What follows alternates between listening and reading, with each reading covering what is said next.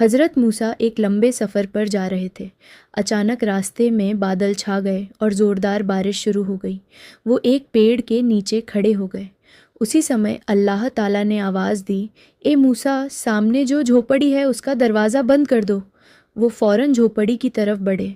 اندر جھانکا تو دیکھا کہ ایک آدمی گہری نیند میں سو رہا ہے۔ حضرت موسیٰ حیران ہو گئے۔ انہوں نے خاموشی سے دروازہ بند کیا اور واپس لوٹ آئے۔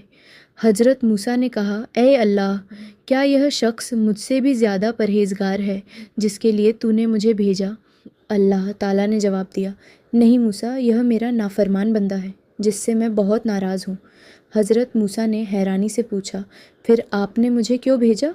اللہ نے فرمایا، اے موسیٰ، اگر بارش کی ایک بوند بھی اس کے جسم پر گر جاتی تو یہ میرا نام لے کر مجھے پکارتا اور میں اپنے نام کی لاج رکھتے ہوئے اسے معاف کر دیتا۔ حضرت موسیٰ کی آنکھیں نم ہو گئیں۔